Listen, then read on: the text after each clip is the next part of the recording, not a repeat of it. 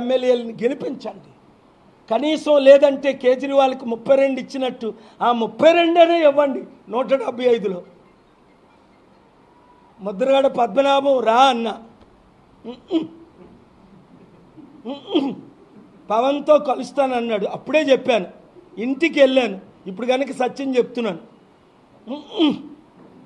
నేను పవన్తో కలుస్తానన్నా. నేను పవన్ చంద్రబాబు బీజేపీతో లేదు సార్, మన కాపు బిడ్డ అమ్ముడు పోడిస్తారు అన్నాడు.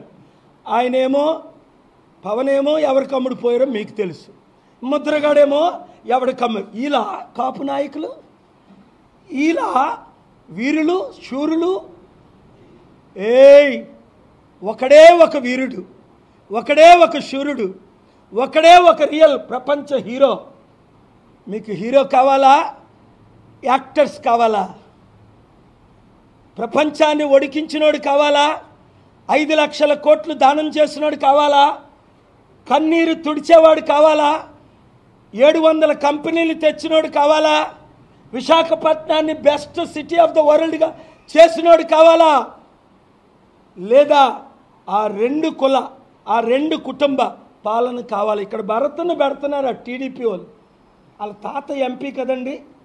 తమ్ముడు భరత్, నువ్వు నిలబడొద్దు, నా పంచులు తట్టుకోలేవు, నేను ఇంక స్టార్ట్ చేయలేదు. మీ తాతే ఏమి చేయలేకపోయాడు, నువ్వేం చేస్తావు ఇక్కడ? నువ్వు బాలకృష్ణ అల్లుడు వాట. మొన్నటి వరకు బాలకృష్ణ ఎవడో తెలియదు, 2012-19 వరకు. మొన్న నేను ఫ్యూనరల్కి వెళ్తే ఎంతో గౌరవంగా విజయసాయిరెడ్డి బాలకృష్ణ నన్ను రిసీవ్ చేసుకున్నారు.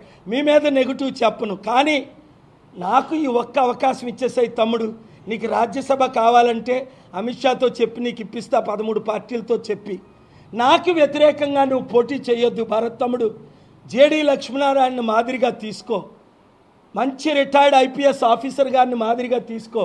ఆయన ఎందుకు పోటీ చేయట్లేదు? ఏప్రిల్ 26 మీడియాలో మన ఫంక్షన్ హాల్లో చెప్పారు, పాలిగార్ స్టీల్ ప్లాంట్ సక్సెస్ అయితే నేను వారికే మద్దతు ఇస్తాను అని అనేక సార్లు ఈ ఆఫీసులో చెప్పారు, హైదరాబాద్ ఆఫీసులో చెప్పారు.